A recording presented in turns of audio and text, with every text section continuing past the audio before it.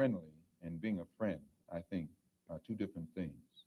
I think there are many whites who act friendly toward Negroes. A fox acts friendly toward the lamb. And usually the fox is the one who ends up with the lamb chop on his plate. The wolf doesn't act friendly, and therefore the wolf has more difficulty in getting the lamb chopped in his plate.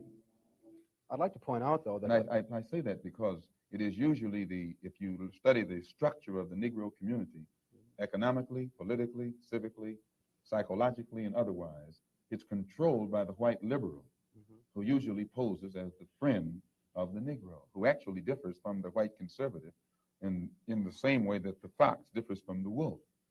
Their appetite is the same. Their motives are the same. It's only their mannerisms and methods that differ.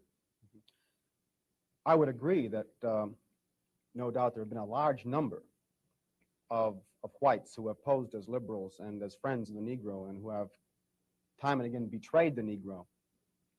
On the other hand, I think one could point to a large number of whites who have struggled for civil rights, for equality, and have got little or nothing out of it, other than quite a few bruises. Give me an example. Well, the large number of white students who have gone into the South, for example, working for SNCC and other organizations.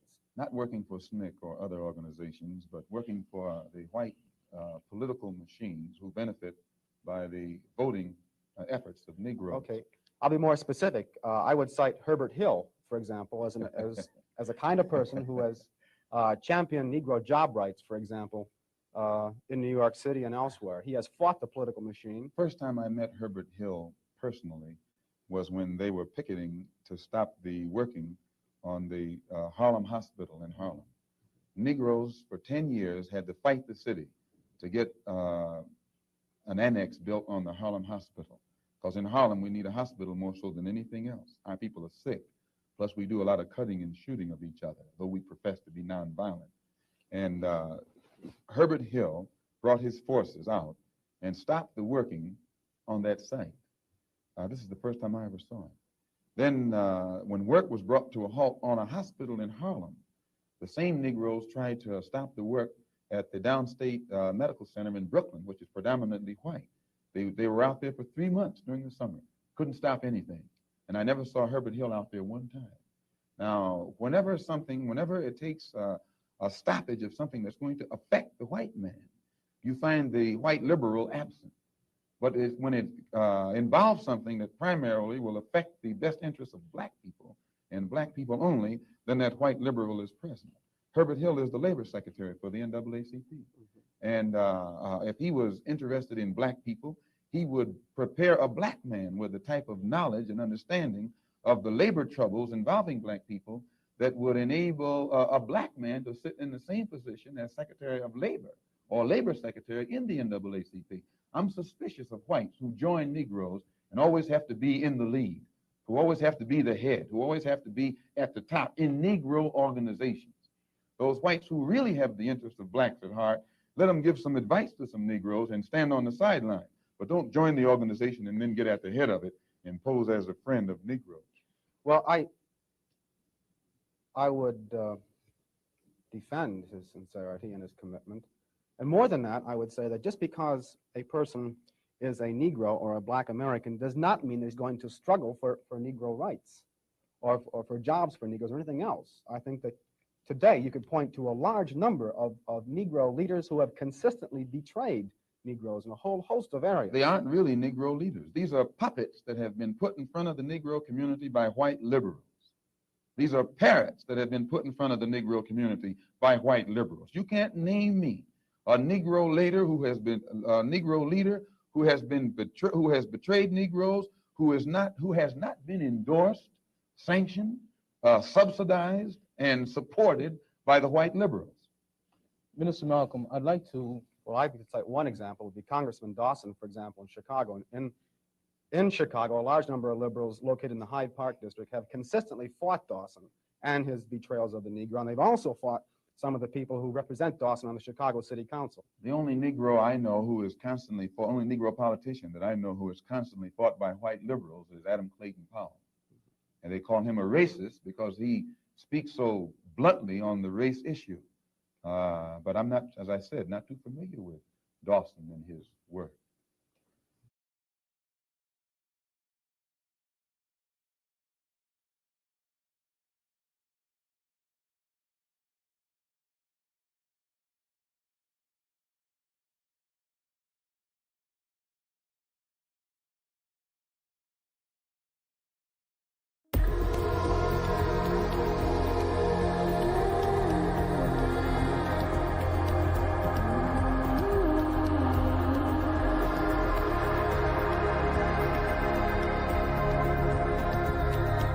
We are the Muslim wing of the black grassroots. Unapologetic, strong, uncompromising voices that have been in the faces of the enemy and those who tap dance for them. The Feachaz is proud to present the archives exclusively on Patreon. Salaam Alaikum. Salaam Alaikum. Mr. Moderator, our distinguished guests, brothers and sisters, our friends and our enemies.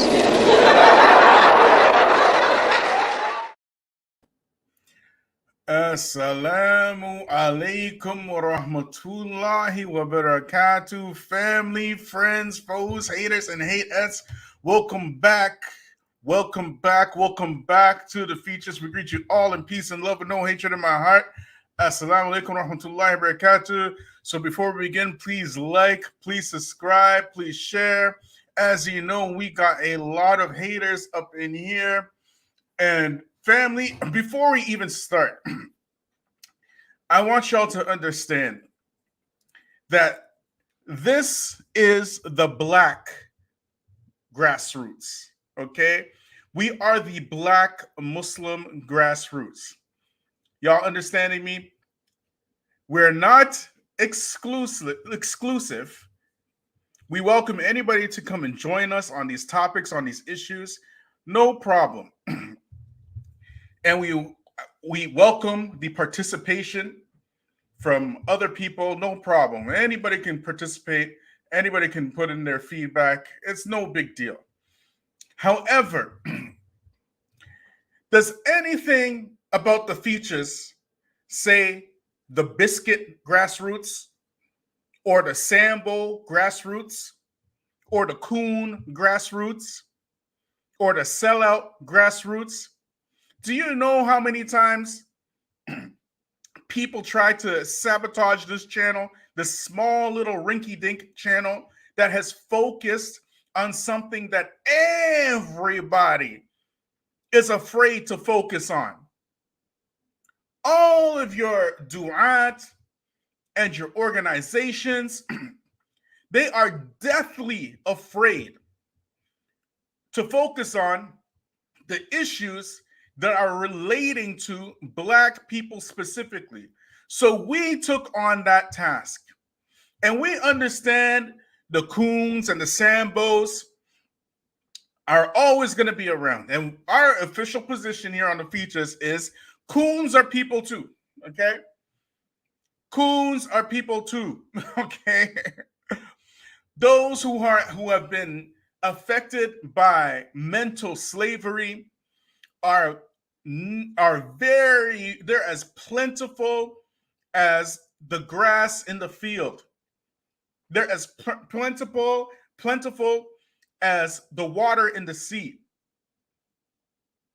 We understand that there is a lot of work ahead of us. And we understand that we are doing the work that nobody wants to do. Nobody has taken up this task. And yet still, what you find are black-looking people who have absolutely nothing to say to those anti-black du'at. They have no work for them. Like zero. They have nothing to say about these anti-black organizations within the Muslim community. They have nothing to say when black people are being enslaved in Africa. Black Muslim women are being raped by Arabs. They have nothing to say about that. They only come around to tell your Black Muslim grassroots channel, the first one, mind you, ain't been around but like maybe just over 3 years, to tell us to be careful, be cautious about becoming black nationalist. When white du'at are inviting white supremacists to their white channels and inviting Muslims to come and say that these white nationalists have a lot in common with the Muslims and we should work together. We should work together for our common interest. They're absolutely silent. Just crickets with these black-looking people. But the second you say that black Muslims need to be united, and not only that, black people on a larger scale need to be working together, all of a sudden, we have transgressed the boundaries, okay? We, not anybody else. It is us. It is us who have transgressed the boundaries.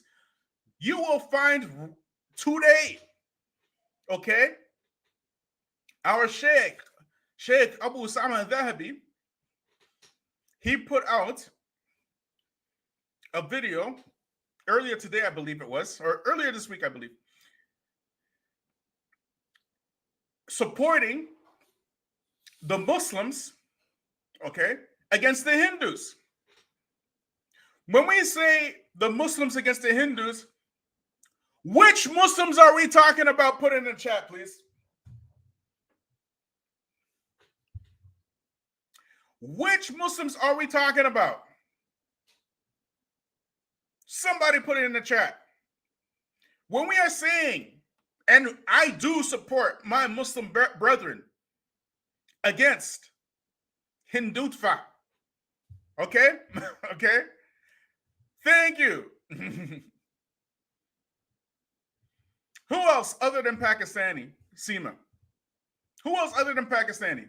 Which Muslims? Very particular Muslims.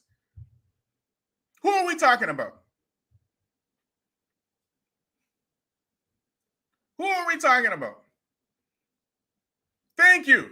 The Indo-Paks, the Indians, the Pakistanis, the South Asian region. This is who we're talking about.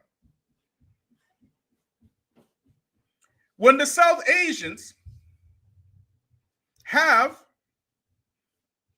their bazaars at almost, every mainstream masjid in North America, I'm sure it's the same thing going on in Britain and whatnot, right? When they have their bazaars and their events, to help their community, when they have the politicians, white politicians, speak before every single Eid, and I mean every single Eid, in their masajid, ain't nobody talking about no nationalism then. Everybody knows who they taking care of, and that's intelligent. That's intelligent to take care of your people. It only becomes a problem when black people start taking care of their own and saying, We need to unite. We black people need to come together. We need to have our own thing. And they're not shy about it. You go on YouTube right now, you will find your Indo-Pak elite imams, Sheikh Yasser Qadi, for example, Sheikh Uthman Farouk, for example. They have entire lectures in Urdu language. Are they speaking to the wider Muslim body when they speak in Urdu? Are they talking to black folk like us when they speak in Urdu? Are they talking to the Arabs when they speak in Urdu? Are they talking to the Malaysians? Are they talking to the Indonesians? Are they talking to the Somalians when they speak in Urdu? But us black folk in the West, we don't have our own language. We are speaking the language of our enemy, of our open enemy. We are speaking the language of those people who brought and kidnapped our forefathers in chains. We're speaking that language. We're speaking the language that we didn't even have schools for. You understand me? All of your foreigners went to school to learn English. Our school was the whipping post. And on top of that, you have your Muslim elite talking about, oh, I don't know, I'm not speaking no American slang, African American slang. They say this publicly. And y'all black looking people have no work for that.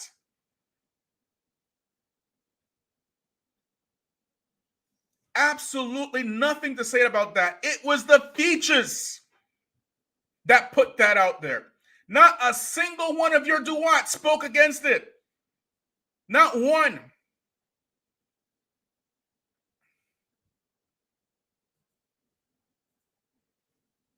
We were the ones who stood up for you. So trust me when I tell you, we have so much work to do. Because our chains are no longer visible. They are locked in the recesses of the minds of black folk.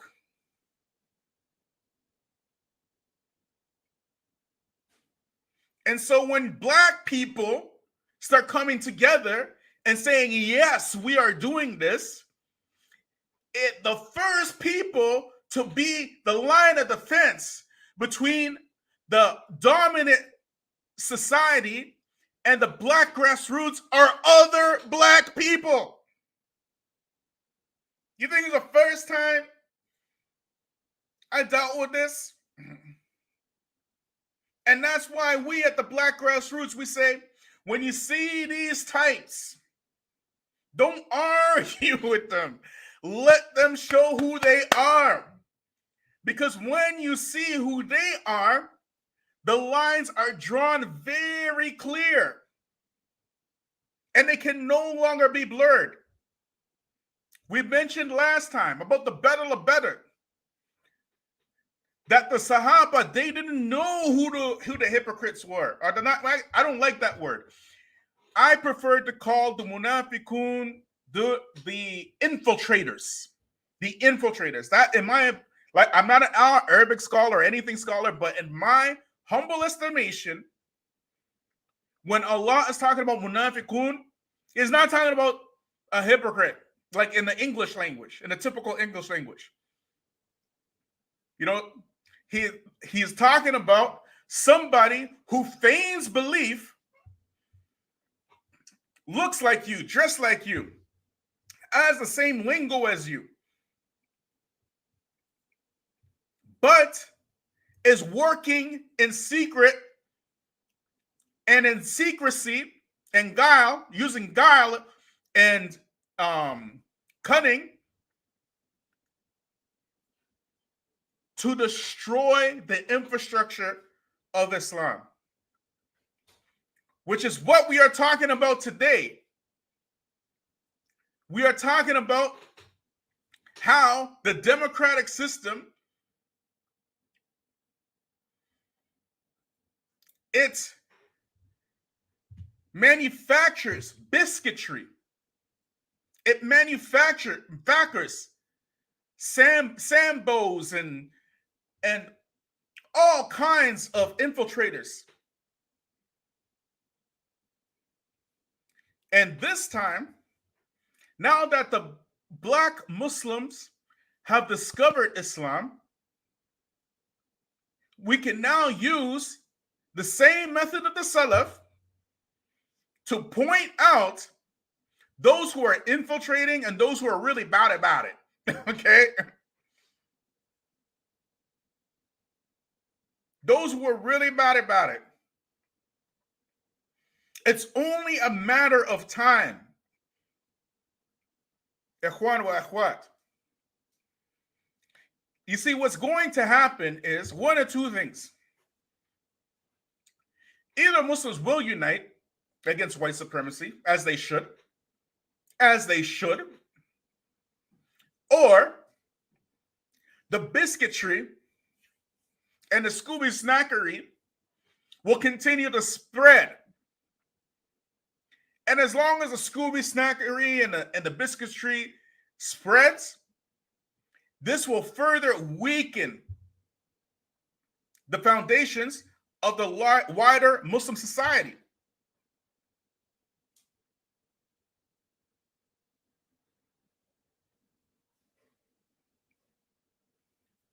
But if the Muslims want to show some unity, it's always available.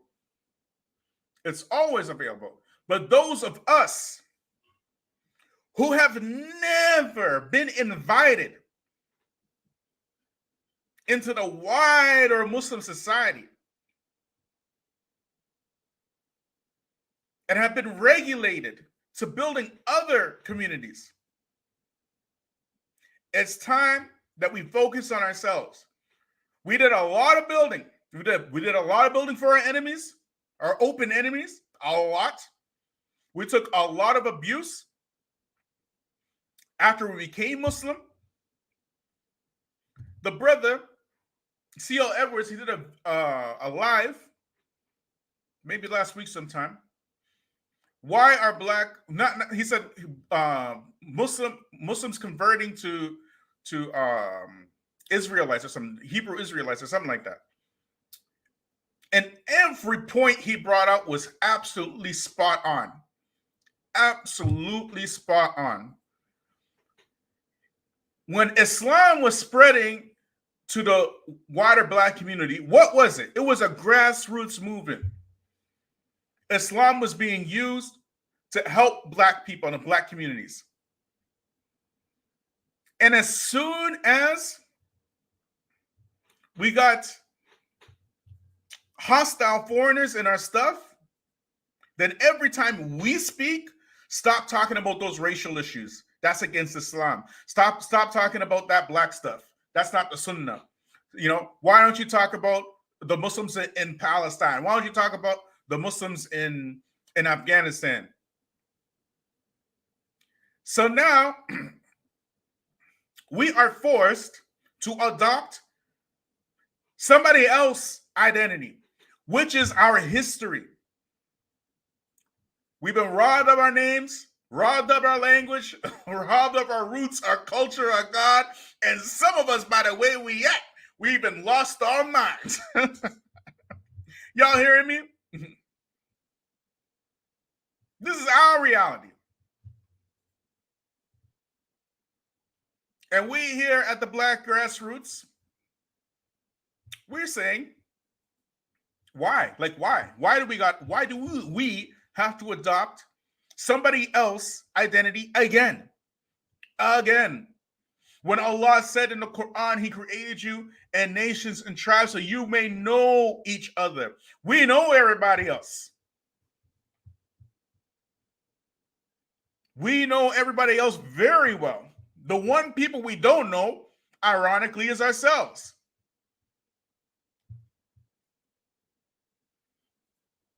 So we have this Quran, we have the Sunnah.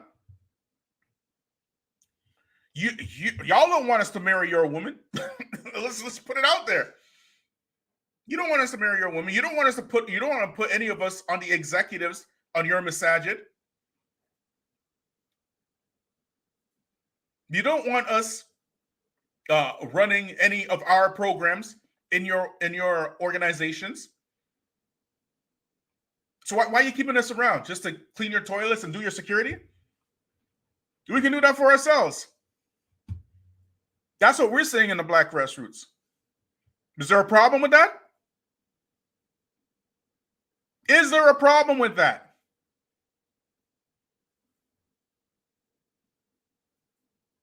We didn't become Muslim because of Easterners running out of their bombed out and depleted countries, which were bombed out and depleted by the same enemies that they're running to their countries.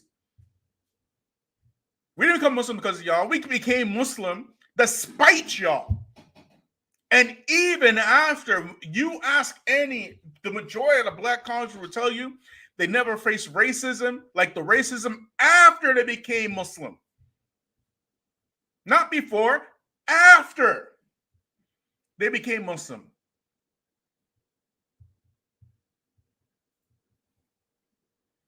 But y'all want to tell us that we need to be careful about becoming a Black nationalist? Ain't got nothing to do with being careful or not. No, we are Black nationalists. Don't have to worry about that, bro. We already there. We're already there. Y'all hearing me? When Musa alayhi salam was going to Pharaoh, why wasn't he ordered to tell Pharaoh, you know what, let's integrate. Let our people join with your people. Why wasn't he telling that? Why wasn't he told that? He didn't say that. Musa alayhi salam said, let's separate. Let's go to the promised land. Let's leave this place. That's what he said. We are saying the same thing. Allah's earth is wide and spacious. You didn't want us to participate in capitalism. The enemy didn't, up until this very day. That's what racism is about, by the way. Racism as a system is about economics. It's not about white folks hating you and stuff and calling you nigger and stuff. That's ridiculous. That's absolutely ridiculous. Racism is an affair between a group of people which are known as white against a group of people which is known as black. Racism was not a thing before the 15th century. There's no such thing called racism before that. Y'all hearing me? Racism teaches not just white people, not just black people, but the entire earth that a group called white folks are genetically and intellectually superior over all groups, and the most genetically and intellectually inferior of all people groups are black people. And black people, slavery is a courtesy and a blessing for them. That's racism. You get it? Therefore, these same people who don't allow you to participate in democracy, don't allow you to participate in capitalism, don't allow you to have your own ownership of land or ownership of militias or weaponry or anything like that. They don't allow any of that stuff. And then then they bring all kinds of drugs and illegal artillery for your children. And when your kid blows up or your community blows up, from drugs that they bring in with their planes and their politicians, they turn around and tell you, you see, we told you that black people ain't so smart. That black people can't get it done. That black people, you know, they're intellectually inferior. When they take tax money out of your communities and put it into white communities, and then make sure that your schools, your black schools, are underfunded and understaffed, and then you send your children there to be put in an environment where failure is the name of the game, they turn around and told you, well, this integration, you guys wanted to be integrated. Why can't you guys do it yourself? Meanwhile, these Easterners, they come in here and participate in this democratic system in order to make sure that black people are kept exactly where they are. And as long as they do that, and they finding the American dream in black communities, open up their shops and their businesses and their whatchamacallit, their corner stores or whatnot in black communities, while black people don't own anything, gas stations, you name it. You name it. Finding the American dream in the black community and turn around and call you all kinds of epithets. And then you have black folk talking about, well, you better be careful being nationalists now. Be careful now. Be careful. You don't want to, overstep your bounds now. You can overstep your bounds. You can overstep your bounds. Yes, sir. Yes, sir. He can't have that now. No, sir. No, sir. No, sir. We got to go. We got to be careful now. You got to be careful. You talk too much about that black stuff. Give me a break, man. Y'all are tripping. Y'all are tripping. Like we can't see what's going on. This is the black grassroots. This is the black grassroots. You're very welcome to go to the biscuit grassroots, right? And talk that biscuit stuff over their side over there, right? But we didn't ask for your money. We didn't ask for your support. We didn't ask for anything from Sambo and them. We know what it is. You know very well what it is. We are not selling out here. You get it? Selling out is played out, okay? Our reward is with Allah and Allah alone. Who else is going to reward us? Who else? Ain't nobody want anything to do with us. You got your Tubi and Dai elites calling us, what do they call us? Social media losers. We are the social media losers. You get it? It's us, okay? Yeah, get it? Why? Because we talking the truth here. We are doing the things that your YouTubian elite are too scared to do. They're too afraid. Nobody wants to speak up for black people, and I mean nobody, including black people, including your own black imams. So we are the ones who are doing that work. Like there's an overabundance. There are too many channels talking about black issues, and there are too many channels standing up for black folk. In the Muslim community, too many. Oh, la ilaha Muhammad Rasulullah. Yeah, some outrageous coonery, man. Some outrageous coonery. Anyways, I want to share this with y'all, if y'all don't mind. Okay, let me just get this here. 1 second.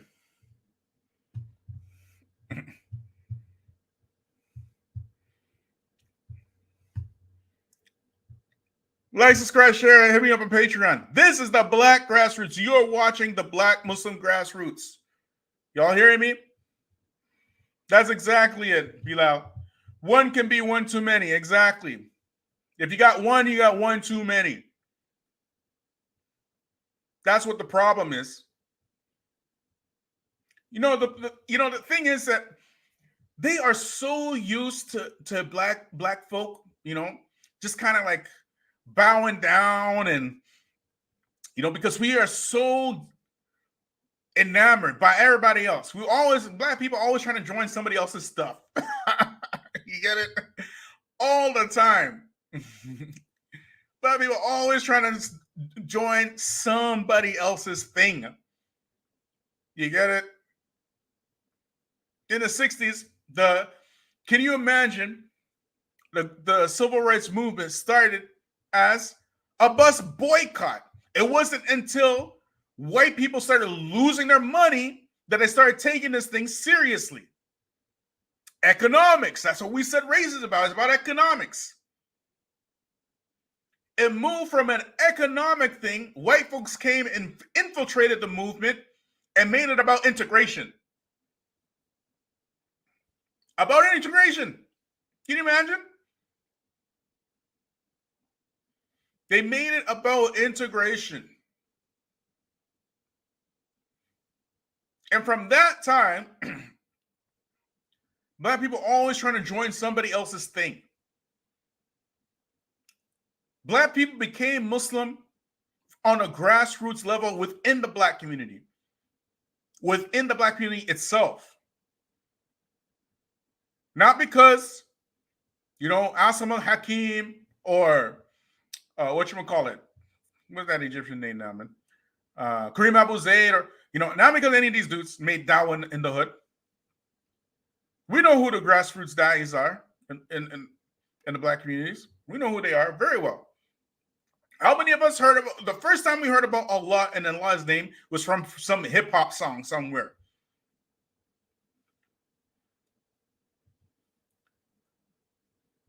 I remember listening to a Roots song. Was it Roots? Yeah, it's a Roots song. Roots of Bahamadia.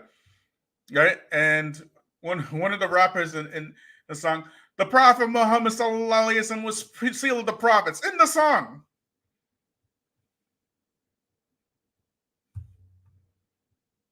I had Muslims in my school. I didn't know what a Muslim was until the first time I heard Farrakhan. Can you imagine now? And now we're speaking for ourselves. All of a sudden, it's a big problem. Anyways, ironically, that's the topic of today, right? Because the Scooby snackery and the biscuitry is absolutely real. It is absolutely real, and it's widespread.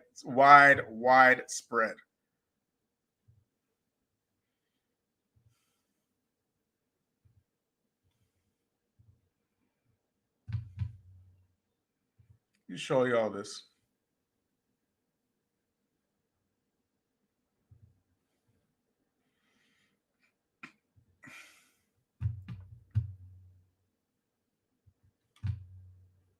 No, not this one. 1 second, y'all.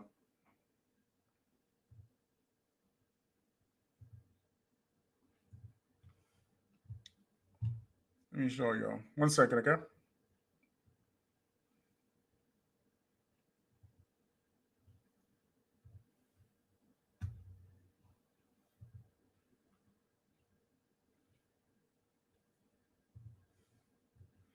There are way too many of these channels talking about, the Black stuff and stuff, the Black unity and stuff. Too many. Whatever, man. Whatever. Okay, as Muslims living in Western democratic societies, we should A, align ourselves with liberals to combat the far right. B, align ourselves with conservatives to combat liberalism. C, be completely apolitical and let the kuffar do what they want. D, be an independent, united front while establishing Islamic goals. As you can see on this channel, not even close. Not even close. Be an independent, united front while establishing Islamic goals. Hello, Jello. That's the only thing that makes sense in a Western democratic society. You definitely can't do A or B because that's literally fighting kufr with kufr. That makes zero sense. If you do C, you're basically giving the go-ahead for the kuffar to dictate everything you do in a Western society as a Muslim.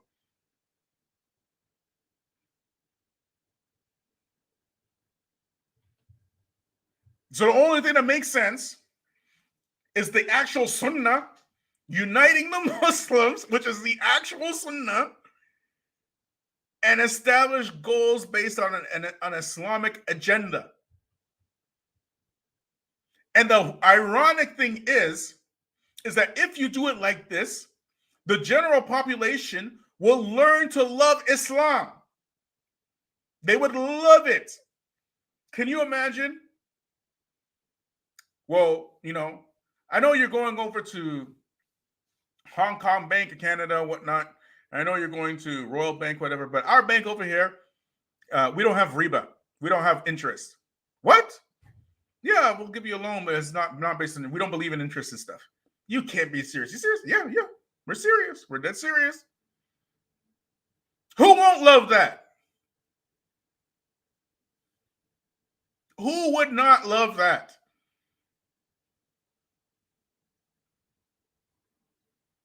Y'all are tripping. Well, you know, in our community over here, the Muslims over here, you know, I know you're living in a hood and everything like that, but our community, you know, even though we have some rich Muslims, some poor Muslims, but one thing we don't have no homelessness, we don't have no drugs, you know what I mean? We don't have that stuff here. Not even alcoholism. What? Who wouldn't love that?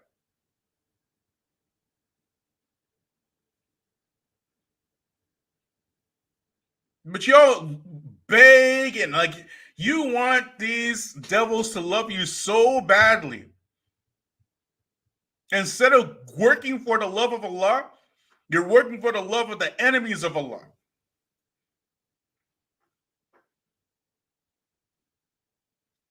We should ask this poll, the same poll, on some of your alt-right Muslim channels and see what the poll will look like. What do you think would happen then? You get it? That's why we are so few. We the Black grassroots, we are few in number. But even though we are few in number, who cares? Who cares? In the Quran, does Allah praise the majority or disparage the majority? Somebody put it in the chat, please.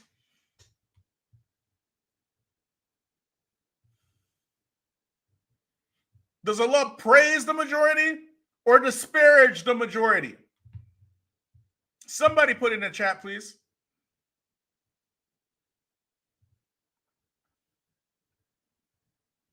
See, once you have a code of conduct and you are patient with the code of conduct,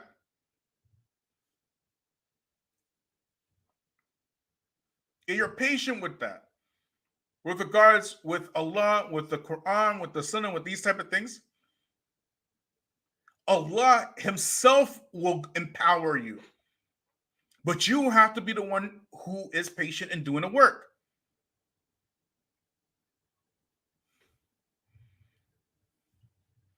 Y'all hearing me?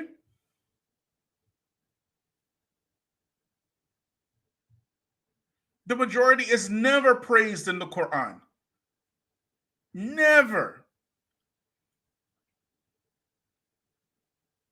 These people, these bones and biscuits and Scooby snack lovers, these Sambos and coons and sellouts and, you know, infiltrators, they want you to pick a side, either a liberal side or a alt-right side and saying you got to take one side or the other to defeat one side or the other. Can you imagine? They don't say that Islam will defeat that. They don't say that. They don't say that Islam will defeat liberalism, Islam itself. And they don't say that the Muslims don't need conservatives to defeat liberalism. They don't say that. They tell you that we, the Muslims, need to make alliances with the conservatives in order to defeat the other kuffar, the liberals.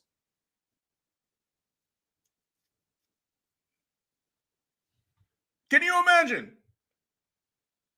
So low-key, what they're really saying, the Quran is deficient, the Sunnah is deficient, the methodology of the Salaf is deficient. You know, that's not enough. That's not enough. We need to get in where we can fit in.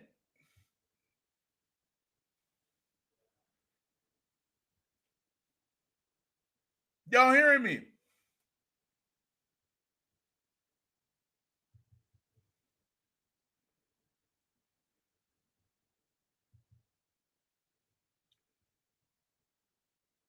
So look at that poll.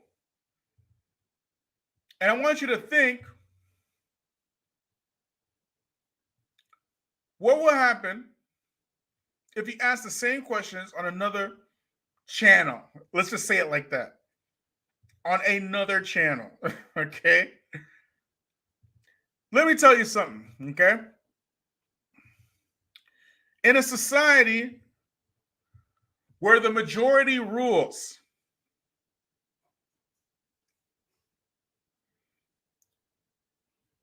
the majority who rules dictates the rules, correct? They are the ones who are dictating the rules. So either people will fall into the coonery and the butter biscuitry and help the majority to rule by selling out their own people, or there must be some pushback. And there's no better pushback in the heavens or the earth than La ilaha illallah Muhammad Rasulullah. There's no better pushback than that.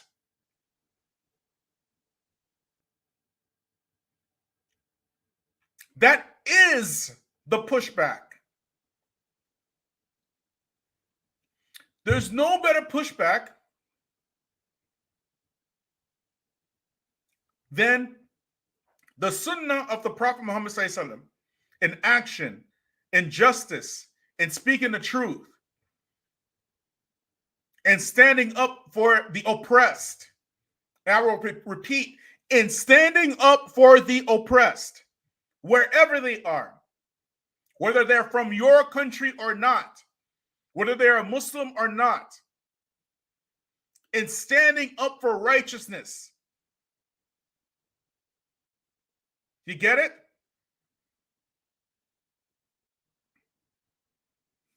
The Prophet Muhammad ﷺ, he wasn't like some of y'all. Oh, the Muslims, you know, we got to stand up for the Muslims, the oppressed Muslims here, the oppressed Muslims there. Allah doesn't like oppression. He doesn't like oppression.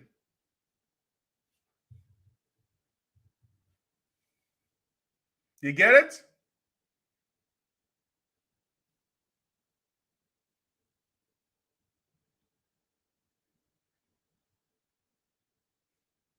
Right now, as we speak, in Iran, there's a grassroots movement where these Iranian women are burning their hijabs and cutting their hair in protest of this woman, I can't remember her name, who was killed by the religious police in Iran for not wearing hijab and stuff. Now, I don't consider the Rafidas, I don't consider them as Muslims, Rafida Shia.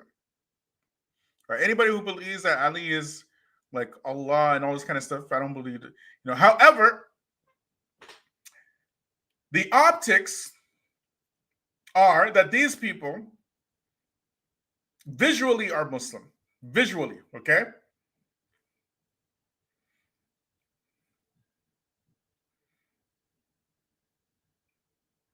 This pushback is because of oppression. The natural response to oppression is grassroots. And the natural response to the oppressor, to the grassroots, is to stomp it out by any means necessary. By any means necessary. They always start off the same way. Same way here. First, they ignore you. Okay? This will fizzle out. Then they try to, make you look bad. What's that word I'm looking for? When they propagate, this type, when they do this type of propaganda, like the paparazzi and stuff, right? And they try to propagate, they try to make you look. What's that word I'm looking for? Somebody put the word in that I'm looking for. It's not disparage, but it's like almost like humiliate you with all this stuff was done to us here and like to me specifically in the future. All this stuff. You know what I mean? It was all done. Then they try to refute you or whatnot, and if they can't, they will stomp you out violently. They will stomp you out violently. Smear campaign. Thank you. That's exactly what I'm looking for. A smear campaign. They run a smear campaign again. That was done to me. They try to sabotage this channel, even though this channel is so small. Many times they try to sabotage this channel. I done videos, okay? I done videos, and I lost so many subscribers. Why? It's just telling the truth. It's telling the truth. So what does that tell me about those subscribers who left? Tell me they weren't about the truth. They're about entertaining themselves. Do it look like we care about numbers here? We want to be united with people who are concerned about the truth today. Because the world needs some truth today. It doesn't need coonery and biscuits. Okay? It don't need that. There is a surplus of coons. The market is flooded with biscuits and Scooby snacks. Absolutely flooded. Every single day you find a new YouTubian charlatan opening up his YouTube channel to debate random YouTubers and expose the Muslims to this. Y'all hear me?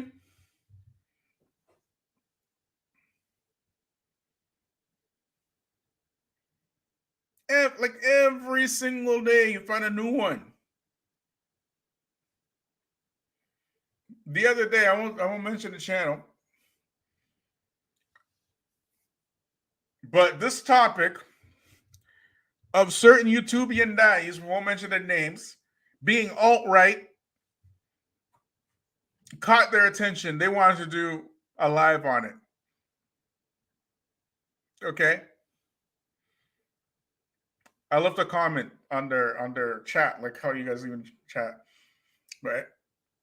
Mine was the first comment there, and then the comment mysteriously disappeared. The day of the live came. Day of the live came, and it went. Okay, just like that.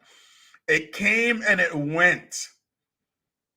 They wanted to talk about certain people being alt-right. The day of the lie came and it went. The next day, they did the live. You think they talked about certain people being alt-right? You think they touched the topic? You think they touched it? Welcome to the Black Grassroots, okay? We're the only ones brave enough to touch it. You think your YouTubian elite don't know what's happening? They know very well.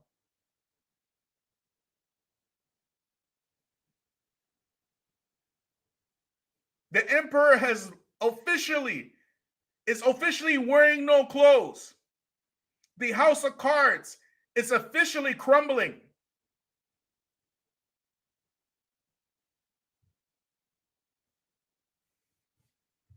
You get it?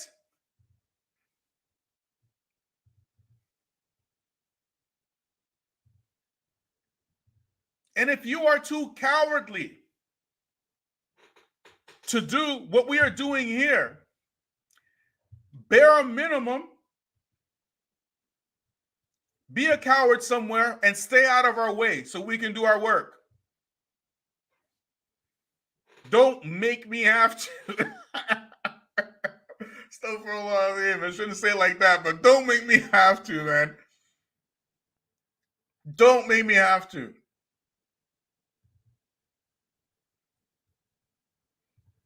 You must be tripping.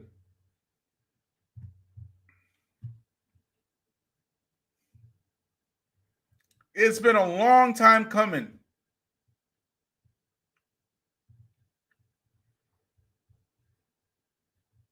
So, democracy in itself nurtures biscuitry, produces biscuitry. By nature, it has to. It has to do that. Because the majority rules. And the majority power never concedes itself.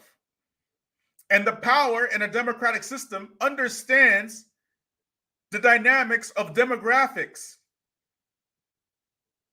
So when a people are suffering in Haiti for the better part of 200 years, and they try to escape Haiti into the States, they get met with lassos and cowboys on horses and beaten into water and all kind of stuff with their children. But some Europeans in Ukraine get chased down by Russians somewhere. All of a sudden, you remember where your humanity is. Demographics. Majority rules. Numbers game.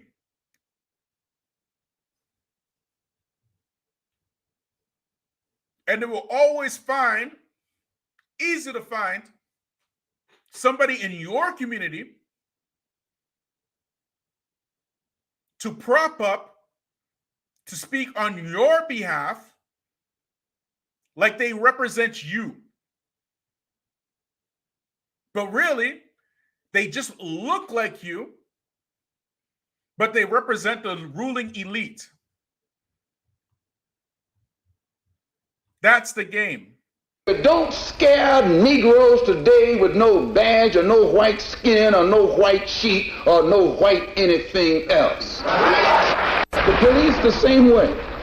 They put their club upside your head and then turn around and accuse you of attacking them. Every case of police brutality against a Negro follows the same pattern. They attack you, bust you all upside your mouth, and then take you to court and charge you with assault. What kind of democracy is that? What kind of freedom is that? What kind of social or political system is it when a black man has no voice in court, has nothing on his side other than what the white man chooses to give it. My brothers and sisters, we have to put a stop to this. And it will never be stopped until we stop it ourselves. They attack the victim. And then the criminal who attacked the victim accuses the victim of attacking him. This is American justice.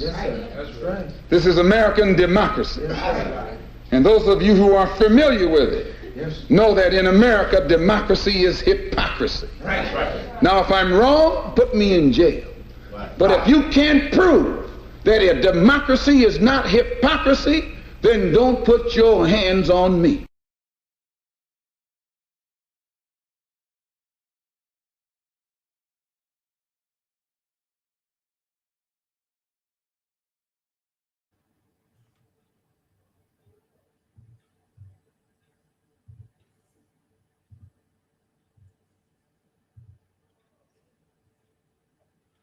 Do I need to say anything else?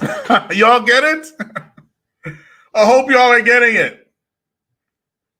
As for the brothers and the sisters from South Asia and the Arab brothers and sisters, y'all need to stop with this. We need to participate in the democratic process because y'all don't know what you're talking about. Y'all really do not know what you're talking about. Okay? You are strengthening the enemy. You're not strengthening the Muslims. You're strengthening the enemy. Because you grew up in some country somewhere with no democracy and a dictator where these people put them in charge of you. Okay? Lifelong dictators. And then you come to these societies thinking that this democratic system is the best thing since the invention of the wheel.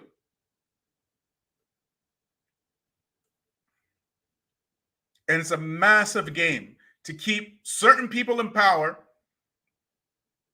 and keep you right where you belong, right at that level where you will never surpass them. And as long as you agree to participate in knowing your role under this white supremacist system, it's only a matter of time, because in general, Muslim families, they don't last past 3 generations in the West. Once they come from their Eastern countries, first generation is Muslim, second generation is like kind of Muslim, the third generation, that's it. They gone. Because y'all participating. Y'all participating. You're not trying to dominate or be independent or anything. You got Muslim scholars talking about it's wajib to vote in the democratic process. With no plan, no anything. Give your vote to these devils for free. Give them to free. Because we got to stop this other devil from getting in power. So we need to vote for this devil. Because this devil here is a lesser of the 2 devilish evils. No, it's not. You're just delaying the inevitable when you start doing that stuff. And the inevitable is coming real quick.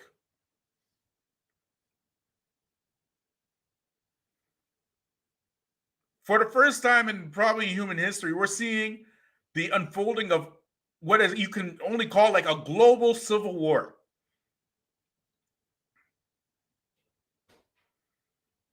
A global civil war. You have white folks, their numbers dwindling. Okay. So they're getting belligerent. You have the Chinese, their numbers dwindling. So they're getting belligerent. And superpowers are posturing and flexing in a manner that we have never seen in our lifetimes in order to hold on to power. Look what's going on in the States today. Even in Canada. Look what's going on in Canada today. Absolute madness. Absolute madness. In Canada, Remember, I told you that the alt-right, it really started in Canada. It started, you can say it really kind of started in the 80s with the Reform Party. Okay? And now we have every single week in Ottawa these protesters protesting mandates. Ain't no mandates happening in Canada. But what it is open dog whistling to white supremacy. That's what's going on right now. They buying a church and everything. People are trying to sue them for buying a church, and they got immense amounts of money. Insane amounts of money. You think it's jokes, and y'all want to side with that? Are you sick? Anyways, Rabia, Sister Rabia, Assalamu Alaikum warahmatullahi wabarakatuh. Well, like assalam rahmatullahi wabarakatuh. I just think I just think the whole situation is just weird because I mean, especially when you're siding on the side of white supremacy, to even say it as somebody who's not white it's totally weird. And the alliance is fake. I mean, like at the end of the day, you know, they're allowing you to call yourself white because they need you in numbers. But at the end of the day, once they pick you off and they pick off this group and they pick off that group and they pick off the other group, who do you think they're going to pick off next? Yep. And then you're going to end up running right back to the Black community because that's who they run to when they're in trouble with white society. They're going to run back to the Black community and ask us for help, but yet still treat us like trash because, you know, that's what they do. And be happy when Zaddy takes them back again, when we start to raise in numbers and educate and make money and everything else to put us back to a place, to a deficit, right? Like this is nothing more than history repeating itself. Yep. Look at the time of Malcolm X. They didn't accept Malcolm X while he was alive. No, but you know, they didn't even accept him in his death until recently. You know, it's just like the whole entire situation. It's so weird. It's so weird, and I can't understand and I can't fathom why they don't get it. You know, especially, I mean, not only that, but they're playing a part in the destruction of their own Islam, and they're playing a part in the destruction of compromising, you know, the hereafter. Because if Allah subhanahu wa ta'ala tells us that he raised us as many tribes and nations so that we can get to know one another, that doesn't mean he said tribes and nations. So we can have Black nationalism just like Pakistani people have Pakistani nationalism, and everybody else is proud of their culture and their countries where they come from. But it's only an issue when we do it. Now, why is that? Is it because that, you know, that if we were to do it, it's less money in your pocket? Possibly, you know, and not only that, but, you know, let's face it, in the West, Islam was raised to the level that it was raised to, not because of immigration. It was raised to the level that it was raised to from the Black community accepting it. But yet you're quick to throw us out of it, or try to throw us out of it, or make us to feel as third-class citizens in Islam, because your people are now starting to come over. But you needed us when you first started coming over here, right? It's so weird. That's basically what I gotta say about it. Yeah, I mean, everything you said right now, I agree with. Like, I guess nothing I really had to agree with, and at the same time, with us as Black people, the good thing about this channel here is that we say very openly what we're not hiding anything, right? So it's difficult for somebody to come in now and who's not about it and try to basically corrupt it, right? You understand? You know, and may Allah help us and protect us and aid us in our efforts. I mean, you know, this work we're doing is so important, right? And to even just like not even just about like the nationalistic thing about it, you know, like it just in the concept of Islam alone, If we were truly following Quran in some other way that we were supposed to be following it, we wouldn't even be on this topic. Yeah, right? exactly. And it's crazy to me. It's because we're not. That's why we're on this topic. That's exactly why we're on this topic, Mm-hmm. and it's crazy that I can't remember who was saying it, that they were dealing with hudud issues and so on and so forth. And like, come on. Mm-hmm. But it's okay.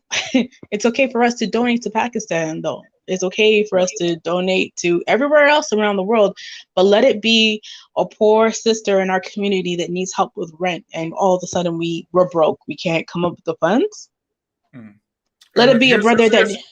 Here's the funny, Black people, may Allah help us. I mean, we always have like any stats will tell you that we have the poorest demographic, but we always put together for the masjid all the time. When it comes together for community, whatever. But the times that we need the community to come together for us, like I've never in my entire life ever seen anything where the community came together for where we're helping the Black Muslims in this or helping the Black, like never in my entire life, never, not one time. Not one time. It's crazy that you said that, because I remember when I was living in Philadelphia, how many times I've seen, just African American sisters who needed assistance, begging at the masjid if they can help them. Mm-hmm. But nobody had the money for them. But here you see these gypsies dressed up in Muslim clothing who park down the street in their Lexuses, but they're outside of the masjid asking for money, and you're donating because they're Arab or Indian or whatever the case may be. Yeah. But a sister who is practicing, who is fully covered, who's telling you that she needs assistance, you won't help. But here comes the gypsy and you help her. So for us now, like we know all these things are happening, and we see that we as Black Muslims are getting more and more and more isolated, especially in the age of the alt-right and the polarizing politics that is going on, right? We see all this happening, right? But at the same time, all this isolation is happening. Is it good for us or bad for us? Because now we are only strictly dependent on Allah. Now we're getting more and more. We're seeing that only Allah can help us. Only Allah can help us. Right. And that's how I see it. And I'm just basically saying to the Black Muslims, it's definitely not a negative. Yeah, it's not. Okay, Sister Boy, I'm gonna bring on this brother now. Okay. All right. Just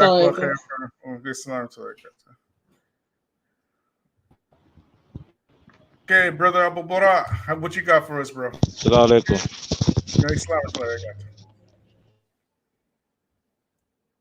Salaam Alaikum. Can you hear me? I'm outside, so I have bad connection. But can you hear me? All right. Yeah, I can hear you. Go ahead. What you got? Yeah, I want to add to what the sister is saying.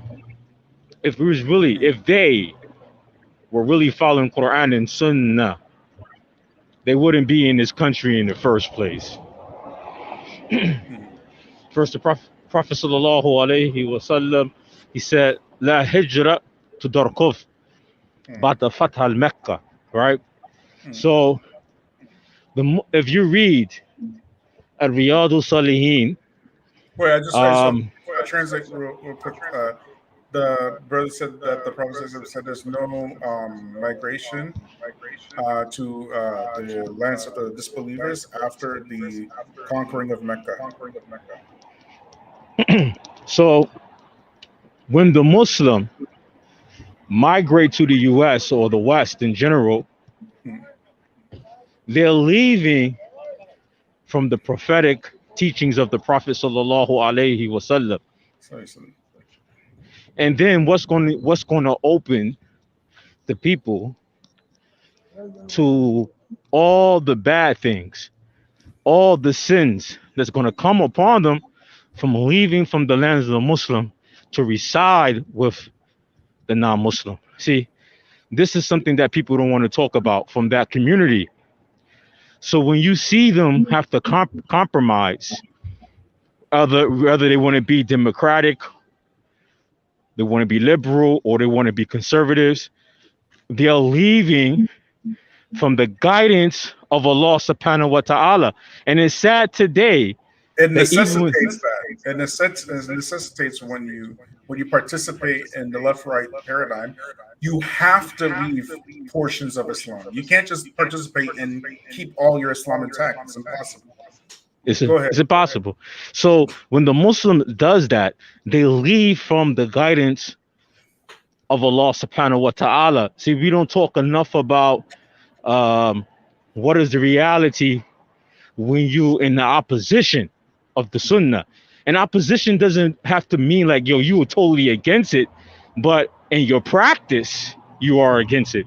You know, no Muslim going to say I'm against Quran and sunnah, but when you migrate to the US and you make it your home, then you're not following the teachings of the Prophet sallallahu alaihi wasallam. So you're going to have to deal with, like one of my companions, he's from Guyana. He used to tell me, when you come to America, I don't care if you sheikh, you alim, you the layman Muslim, everybody's going to get grounded up in that mill. Everybody's going to get grinded up in the grinder. You see, even if you are alim, you're going to get grinded up in the grinder living in this the situation. And we see that today with the positions that the Muslims are deciding to take, in particular the immigrant Muslim. Now, for those Muslims who are like me and you, we reverted or converted to Islam, this happens to be where we come from. Unfortunately, all of us cannot make hijrah. First and foremost, the Muslim government don't give us that opportunity, except for those who have these high type of degrees or have thousands of dollars who can open or start up a business. If you don't have that, they don't want you in their country. So we are stuck between a hard, we're not at the, I don't think the convert community, we really stuck. But I see now with the immigrant Muslim community, they're the one who's pushing this liberal stuff or this conservative stuff. They're the one pushing it. Yeah. The revert Muslim community, we're not even, most of us not even voting. We don't even have a history of that at all. You know, we're not even voting. I mean, we're not, you're like, what? I could talk to a convert white Muslim, a convert black Muslim. We're going to sit down and we're going to say, yo, we're not voting. Voting for who? Exactly. You want to get burnt, Democratic, Republican, you want to get burnt with the fire, or you want to get burnt with metal, like hot lava, or being burnt with oil. It's either or you're going to get burnt. So we already understand that. And when you can see from these type of communities, our communities like this, who think like this, we're trying to build for our own. But the immigrant community, they're looking for which political party is not going to kick them out the country. That's all they're looking for right now. You know, that's biscuits and the Scooby snacks. That's what they want, and the fried chicken and collard greens. Do they have collard greens in immigrant? No, that's us, right? But look here, Abu Bara.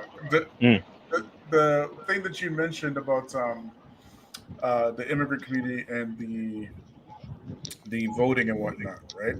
And particularly black folks and hijrah. I want to talk about this explicitly, right? Because for black folks, I say that for us as humility, we have to be humble. We have to be incredibly humble, right? And we have to be hardworking, because we put a lot of our time and resources in things that don't help us. Because we're used to that's carried over into slavery, right?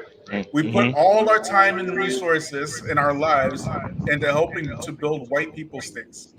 Then we put all our time and resources in our lives into integration, to integrate to white communities to help build their communities again. And then we did it again when we became Muslim.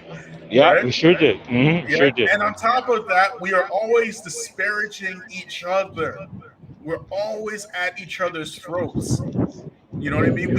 We need to stop that stuff. We need to be humble, because we need to understand how the global chessboard works. Right? The concept of divide and conquer, that is a purely European concept. Can you imagine the Mughal Empire? They ruled India, I think it's like 600 years or something like that. A long time, right? The Muslims were ruling India. Okay, all right. They didn't have this type of religious or I mean, you have religious scuffles here and there, but nothing on this level, where like you don't find like these type of militant Hindus trying to wipe out Muslims in Indian history, right? It's just not a thing, right? That's something that's fairly new. You know what I mean? So this how was this able to happen, right? These Hindus were taking ideologies from Nazis. Mm-hmm. You get it? They took Nazi ideology, they incorporated it into their beliefs, and that's how they embraced militarism. Right? So now they want to wipe out all these Muslims in their country, you know? So this is a divide and conquer tactics. We have to understand why they're there and how they work and things of this nature. We need to be strictly focusing on ourselves. When you mentioned about how I'm going to tie this in Hijra now, is that our people, we became Muslim from the grassroots, so we know what dawah is. We should be educating ourselves. Like we always talk about, we need to educate us. We need to educate ourselves. You know what I mean? And our problem in the Black community, really, it's not because we have a shortage of da'is or educated brothers in the deen or anything. I know we have so many. We have more than anybody else, right? Our problem is that we are out organized. Right? Under we have like what you call it, a deficit in humility. Right. And we don't know how to follow leadership. Yeah, Sister Tika, she said it perfectly. You know, and part of the reason we don't have leadership, bro, is because when the leadership comes, we chase them out. We have to be real with ourselves. We have to be honest. That's true. When the leadership comes, we chase them up. And why do we chase them up? Because we allow the infiltrators to come and tell us how we should think about our leaders. And we are the ones who do the work of chasing our own leaders out. And then when Allah punishes us because we chased our leaders out, we're wondering where the leaders are. You get it? That's definitely true. 100% true. Yeah. You know, go ahead. That's 100% true. Because last night I was talking with a brother who converted to Islam back in the 90s, early 90s. And he was like, yo, he know about everything, about all the movements, from the Salafi movements, from the Sufi movements, all the different personalities. He was part of it, right? So he was telling me last night, you know, he's like, he think about it. He was really thinking, him as a Black African-American Muslim, like we in New York, we're like, yo, there's no real community for the Black African-American converts. We don't really have no real community. You know, and I mentioned to him Masjid Taqwa Imam Siraj. He's like, no, Masjid Taqwa Imam Siraj, the Africans run his community. The Sudanese brothers, because they got the money, they got the finances. And I'm sitting and thinking like, yeah, that's true. And he's like, what happened if I die now? You know, all my family is non-Muslim. You know? So he's like, I have no communities, no community. Now I really thought about that, you know?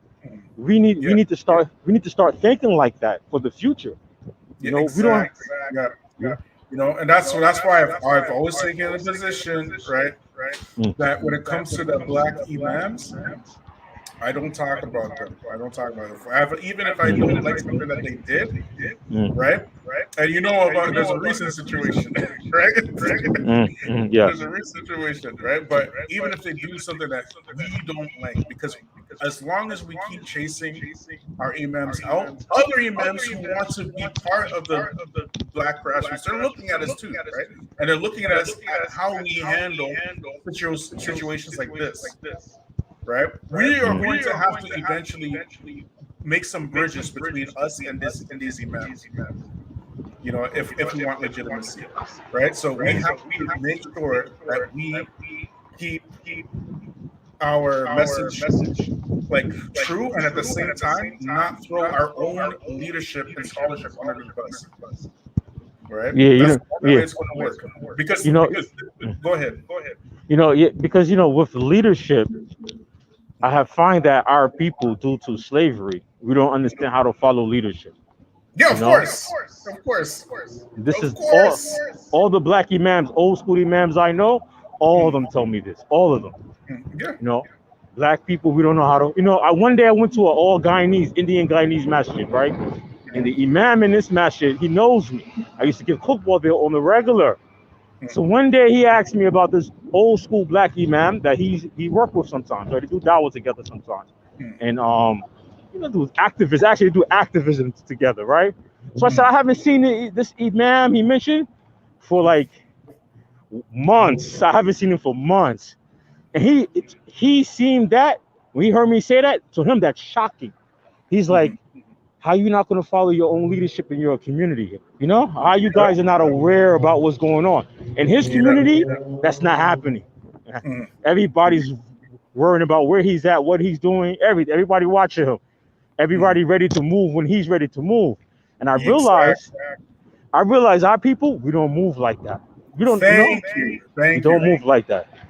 Thank you. Yes, yes. And if you read some of these books, like what is it, the 48 Laws of Power, and the Art of War, and these type of things, the Prince. If you read some of these books, if you learn how these guys think, right, the enemy, how they think, you understand why leadership is incredibly important, and why the Prophet says he forbade the Muslims from cutting themselves off from the leadership.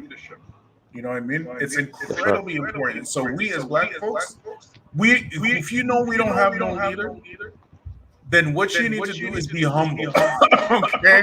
You know what I mean? You need to be humble, right? And do the things that are going to help your community. Okay, I'm going to bring this other brother on. Jazakallah khair, Abu Qurra. Jazakallah khair. Thanks for the participation, bro. Brother Seema, Salaam Alaikum. Brother Seema. You got to unmute your mic, bro. Unmute your mic. Yeah, okay, we can hear you now. Wa alaikum salam wa rahmatullahi wa barakatuh. I took the mic because you and the brother, y'all was touching on some very vital points. When you mentioned about the 48 laws of power, etc., and the brother and you also mentioned like how we chase away our own leadership. A lot of this is from the people who came from the outside. And I started noticing that whenever a brother came and some of our brothers, from the immigrant community, when they ain't like what they would say, they would do things to like disparage them, saying things like there's no scholars in the West. And so to sort of like diminish them in our eyes, I guess, and make us chase after their so-called scholars. That's a very important point. And it seems to go along with the manipulation factor that you was alluding to when you mentioned the 48 laws of power. It seems that everybody knows how to practice this sort of deception, and we still, acting like kids, like we haven't caught on. So that I think that can't be emphasized enough. When I started thinking it, I used to listen to that type of talk, then I started analyzing it, brother. I started analyzing, like when they say scholar, like, bro, like in the West, in the English language, a scholar could be a kuffar who knows a lot about Islam. A lot of these word alim, ulama. These are people who have knowledge and fear Allah. So even some of these people that they're giving to us, we can think good about, them, and we should as Muslim. But if we don't have nothing from the Prophet, we don't know if they're ulama. How do we know they fear Allah? They might have knowledge, we should think good about them. That's not something that And I'm confident that a real alim is not going to call himself an alim. Yeah. If you look at recent example, Sheikh Tahir Wyatt. Okay. Sheikh Tahir Wyatt taught in the Haram. Okay. You find Salafis, any imam that taught in the Haram, they have like the utmost respect. But the only one that gets treated like a boy, the only one I've ever seen in my life get treated like a boy was Sheikh Tahir Wyatt. Yeah. And on top of that, the ulama, they backed him. They supported him. The ulama said that Sheikh Tahir Wyatt is a scholar. They said that. If you look at Sheikh Bilal Phillips, he studied with Sheikh Albani.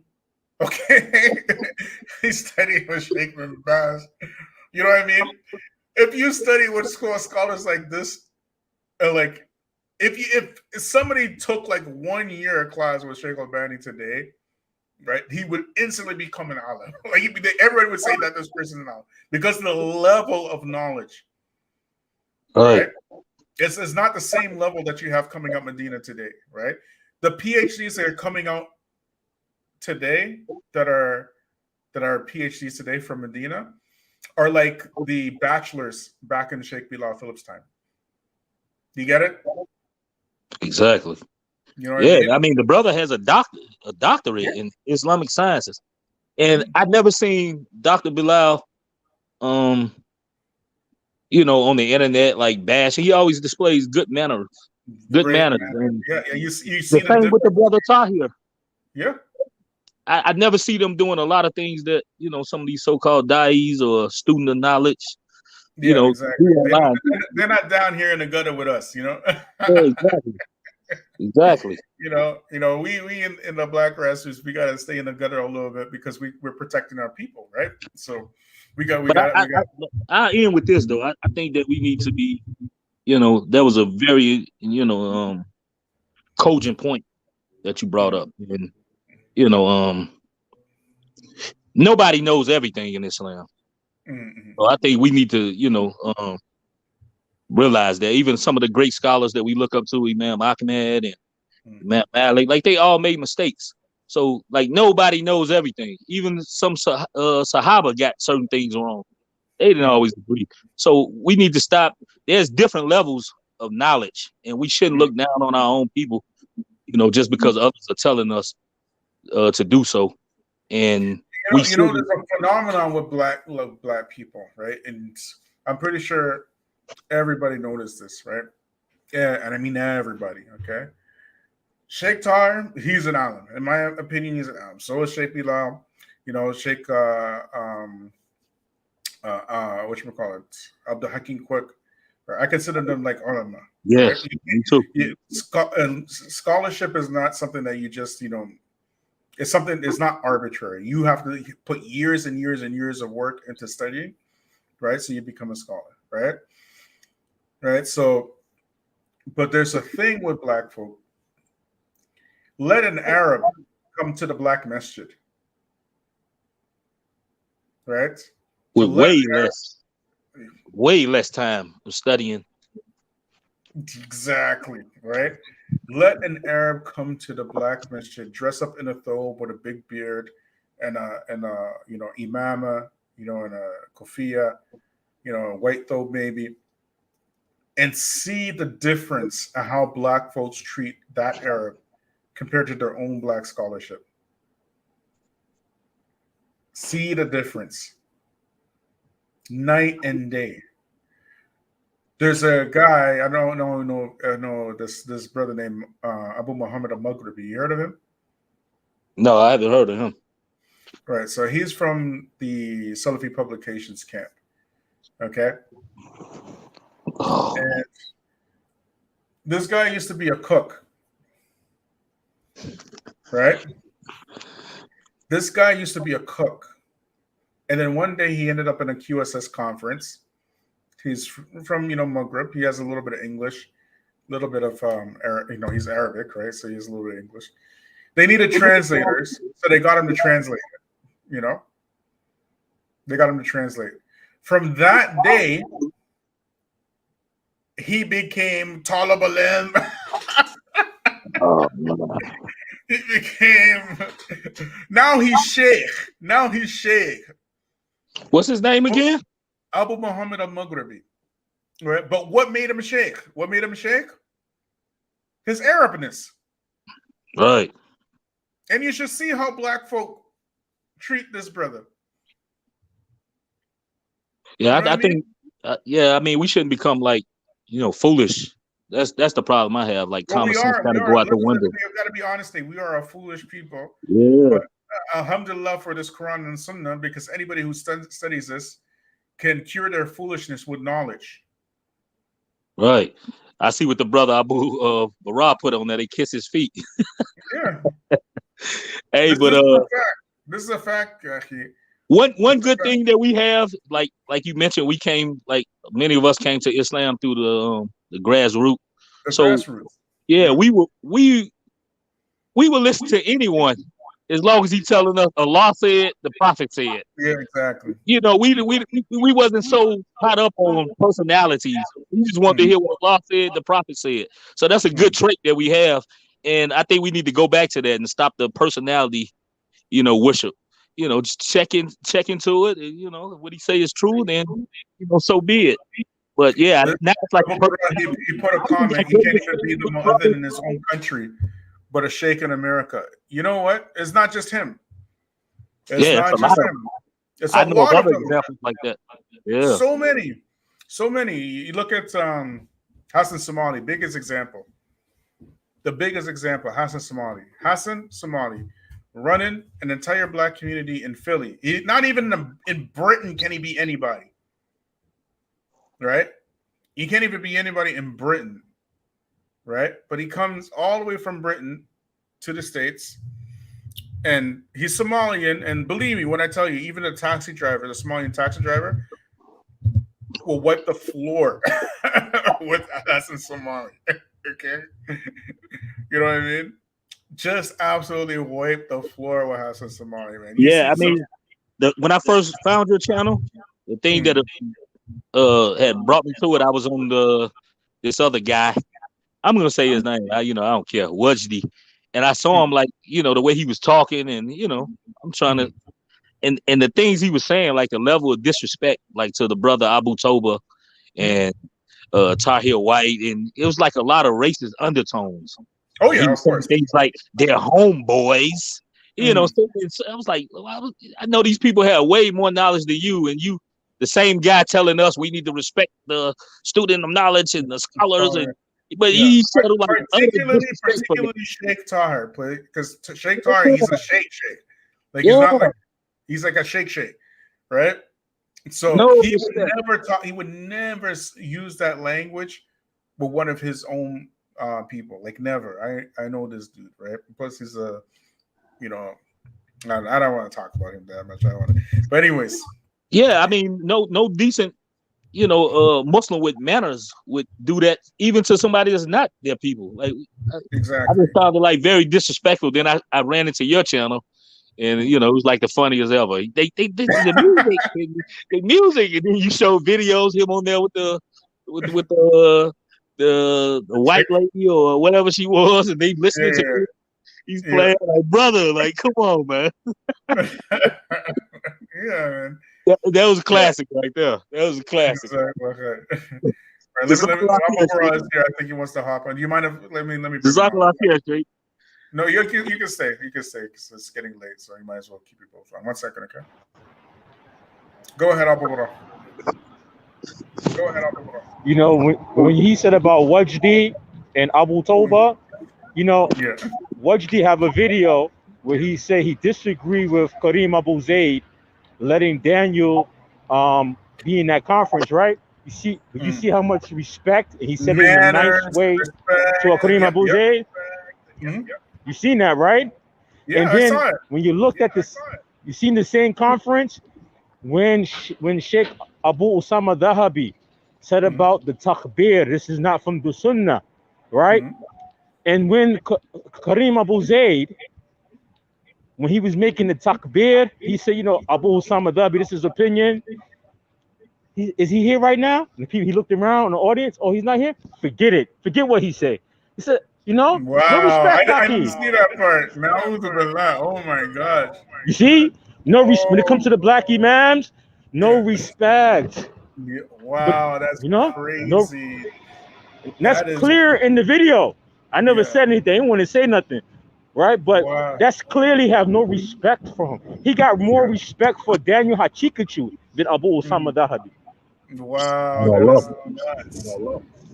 That is nuts. That's Even Edwards brought a good point. I did not see that. Yeah, the racist undertones. If that's true, bro. Now, man, and we were saying that, anyways. We know that they don't respect black imams like that. But again, the black imams, they go to these communities. Why? Because they're not getting respect from their own people. So these communities, they scoop them up. You know what I mean? So now we are getting taught a lesson by Allah Himself. In my opinion, I believe that I believe that because the way that we treat our own scholarship, right? That's true. Right. So, but that right there, whew, that is nuts, man. And Yeah. even in Germantown, when you said about Hassan Somali, Yeah. there's there's there's brothers in Philadelphia Mm-hmm. who got more qualifications than Hassan Somali, even from their own camp.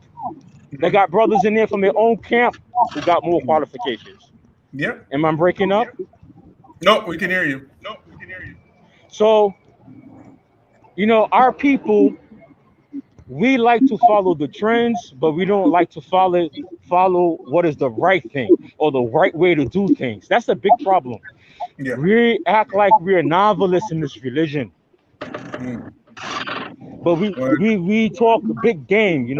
We talk Yeah. big game, but when it's And time that's why we always stress the code of conduct. We have to have the Quran and Sunnah as our actual code of conduct, or else it's just not going to work. We have to take the advice of the Prophet, like these small things. If we just read Arba'in an-Nawawi, like the Muslim, كل مسلم أخو مسلم على كل مسلم حرام, ماله ودمه وعرضه, right? Right. If you, just little things like this, every Muslim's a brother to other Muslim, and every Muslim shall love another Muslim is haram. His wealth, his blood, and his honor. Small things like this. Yeah, these small little things, but I think that we just got it too easy in America. Our people, we too relaxed. That's a problem. And we are like, we can't afford to be relaxed. We really can't. We have way too much work to do. Way too much. I was sitting thinking today. I got one, like my oldest son. He'd be 13, inshallah, right? So I was thinking, where is the Islam in America for my children? Exactly. They're not going to get it. They're not going to get it in school. The Islamic schools, especially here in New York, some of them don't even go up to high school. Yep. And then they're too expensive. And then I'm like, these kids, you either got to get it from home, or you're not going to get it at all, right? Even in the masjid, like here in New York, in the masjid, I sat down and I did a survey with myself. How many masjids I know here in New York that have Quran programs all year round, right? None of them have a full Quran program except maybe 4 or 5 masjids, and most of them are the Bangladeshi, the East Asian masjids. Anyway, they don't want us to think about preserving Quran with the kids, right? So even the masjids are not able to teach religion. They're not preserving the Quran. And the next few generations, what's going to be the example for the Muslims? Or what they're going to have to keep their religious identity? They're going to lose it in the public school. They're going to lose it in the society. And the Muslims are debating and arguing about if they're going to be liberal or they're going to be conservatives. A lot of meaningless. Also, there's a lot of meaningless football that goes on, and I don't know if it's because of the board. The imam is scared; he just want to keep his job. The board don't want him talking about things of that nature.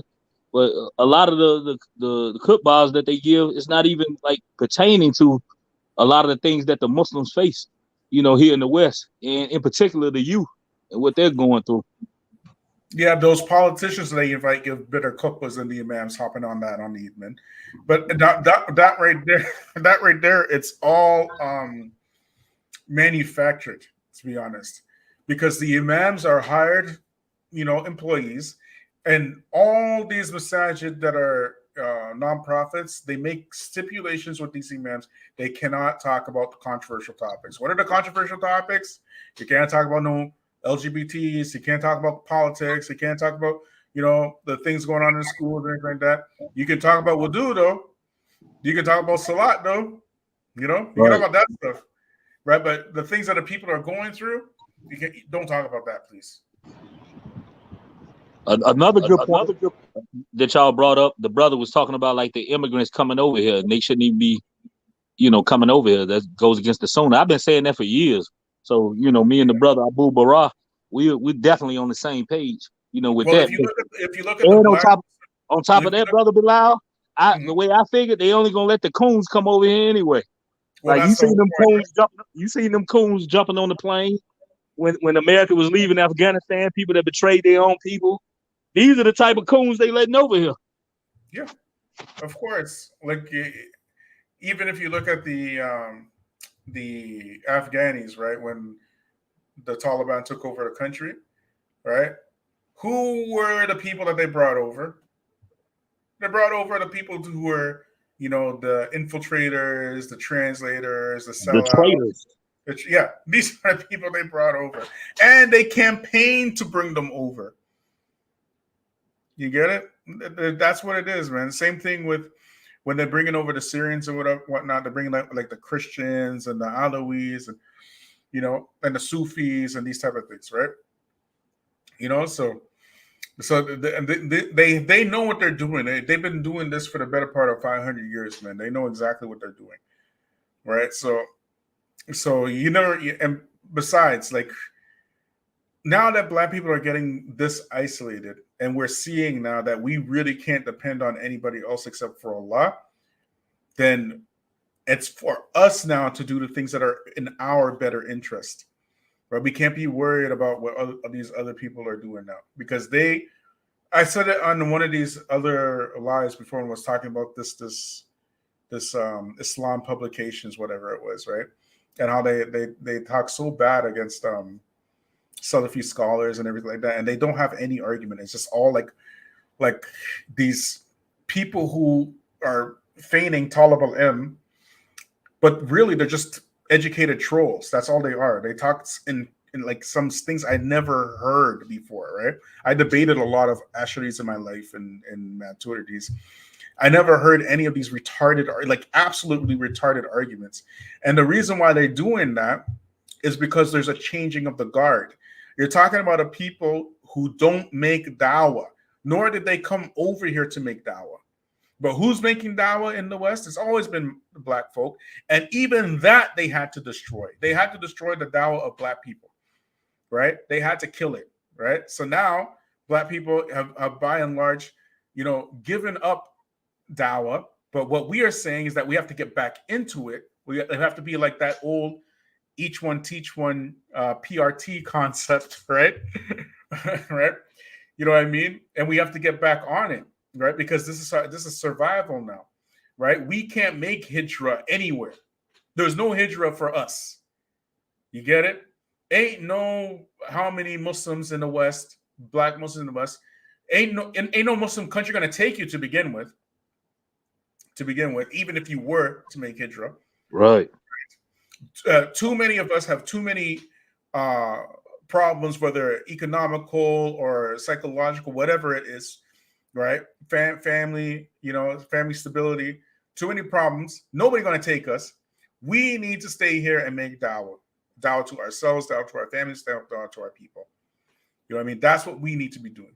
And we need to be a hell of a lot more humble. We need to stand by each other, have each other's backs, and stop being at each other's throats. You know what I mean? So,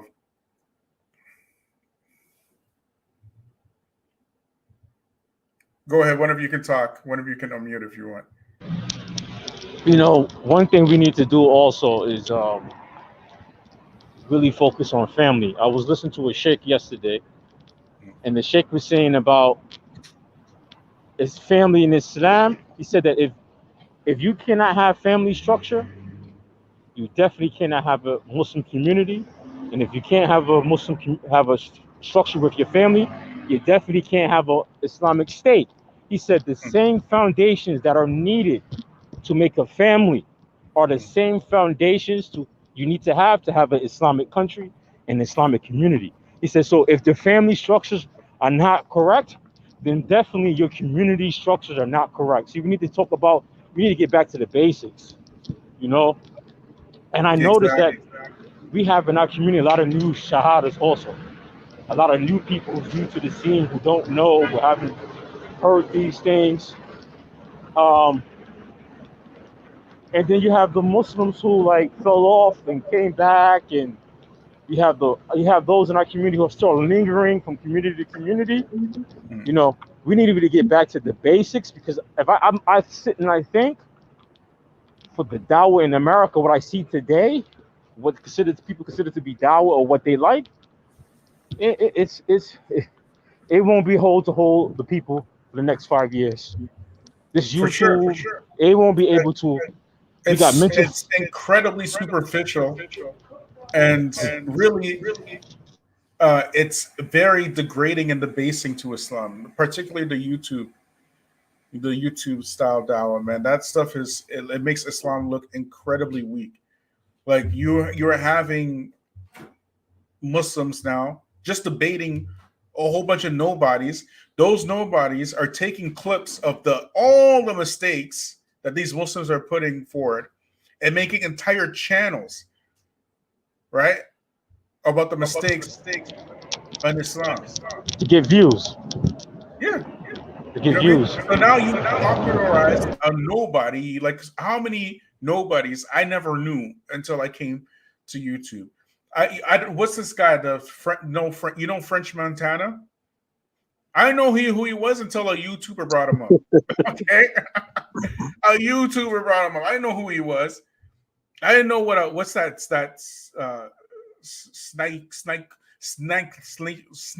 sleepo or sneeko. That sneeko guy.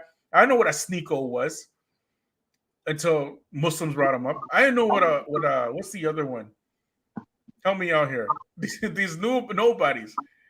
Bunch of nobodies, but they're on YouTube, and the Muslims are getting exposed to this stuff, right? So the Muslims who consume that stuff, those are the ones who are going to suffer the most because they're not serious about knowledge. They're using the religion as a form of entertainment, and they think that. Go ahead. I'm sorry. The other side of that is even when you have brothers that's trying to do what they can and talk to the youth. About Islam and bring them back. You have other Muslims, on YouTube, these so-called dais. Their whole thing is just to refute them. It gets a bit redundant. Yeah. It seems like they just hating on each other for clout. I'm trying to. Yeah, that's what it is. They're building each other's platforms. Yeah, it gets lame. Like you just like gonna call his name out, and you want more followers than him, and it seems like a jealousy thing. Like, it gets real weird and goofy. It is. It is weird. It is goofy. It's irresponsible, right? It's definitely had nothing to do with Islam at all, right? What does a young Don like? Why do I care about a young Don and a Sneeko? And what I mean? Why are Muslim channels exposing Muslims to what's that guy's name again? The red pillar guy, man. What's his name again? The kickboxer. Oh, Andrew Tate. Andrew Tate, yeah. You know what I mean? And I don't have anything against Andrew Tate. Like he's just doing what he does, right? But how are Muslims exposing Muslims to a guy like Andrew Tate? Entertainment, dawah. It don't make no sense to me. You know what I mean? It's like I don't even know who's.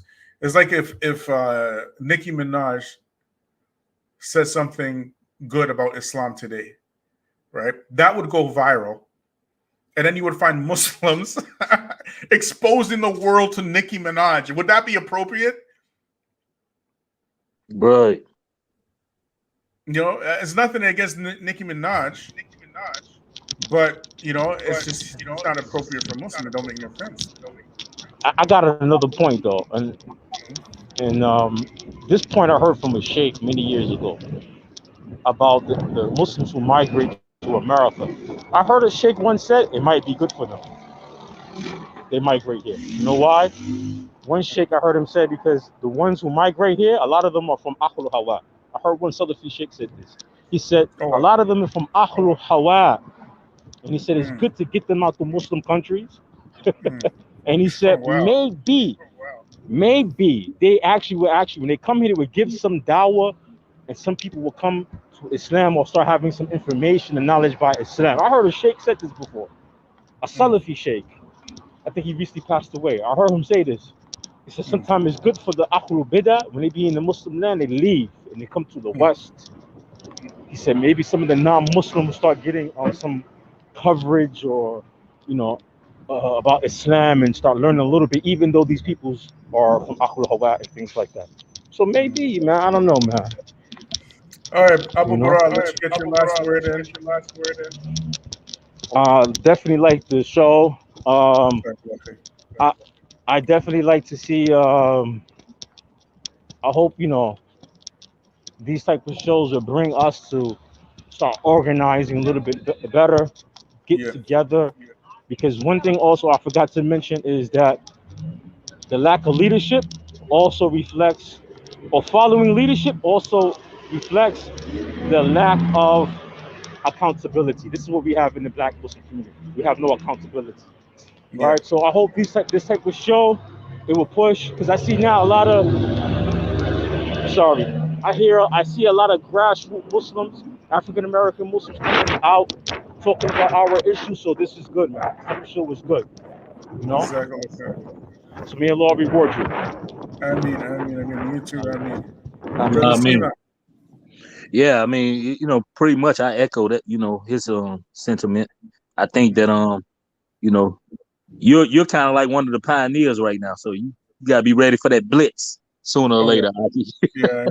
I know it's coming. It's been, I'm not sure how long you've been watching the show, but like I've been horrifically blitzed several times, right? So now it's time. Like, if the channel gets bigger, just get ready for the onslaught, man. Because But in a time of universal deceit, Aki, like telling the truth is revolutionary. yeah, So of course. even though your channel is small, Mm. believe you me, they know about you, and I think that perhaps some of them are getting a little nervous that other people are going to start talking like you, and these issues are going to come to the forefront. So I imagine they'll be coming at you soon. And the last thing I would say is that we as Muslims should love each other for the sake of Allah, but we don't have to follow people. In the words of Imam Malik, every man can be disagreed with except for the one in that grave, meaning the Prophet Alaihi Wasallam. And I have a lot of respect. I don't call myself a Salafi, but I have a lot of respect for people like Sheikh Albani, Rahimahullah. He stood up against, had a different opinion against certain things. Like, I'm sure you're aware, like when Bin Baz, Rahimahullah, the fatwa, allowing the soldiers to come down. It was a very brave, and I didn't see this type of stuff that much in the Salafi community like you see now when they were alive. Now the only thing they do is like criticize one another, and they broke off it. You could even say there's a lot of sex in what they call Salafia now.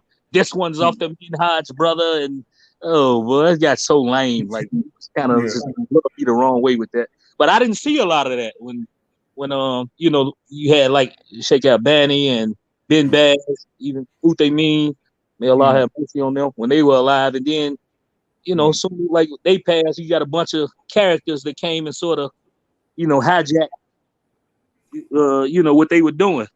Exactly. That's exactly what happened, right? And then, of course, you have the enemies and their forces, and infiltrating in organizations or whatnot, and that happened en masse, and it was so cheap for them to do it as well. You know what I mean? We put that out so many times, right? So, yeah, I mean, there's a lot of moving parts, but now when you have something grassroots, it's very, it's a different vibe. You know what I mean? Because from the grassroots, everybody has like the same type of goal and the same type of mentality, and you know what I mean? And we're just waiting, for that one, I guess you could say like mainstreamer that comes over to the grassroots, right? to put the grassroots on the map. You get it? But all the successes with Allah, it may or may not happen, right? But all the successes with Allah, and we're doing it for the sake of Allah anyways. If we wanted to do something different, we could easily do something different. Very easy, right? But we do this for sake of Allah. It's been a long time coming that Black people get their own, and this is what we're saying. But Jazakallah khair, brother Sima, hayakumullah. Anything else you want to add? No, that's it. Wa alaikum salam wa rahmatullahi wa barakatuh. Jazakallah khair, family. Thanks for participating. Thanks for joining me today. Like, subscribe, share. Hit me up on Patreon. Support the channel. Inshallah, we're going live tomorrow night. It's going to be a smoke show. Okay, so join us for that. Jazakumullah khair. Subhanaka wa bihamdik. Ashhadu an la ilaha illa anta astaghfiruka wa atubu ilayk.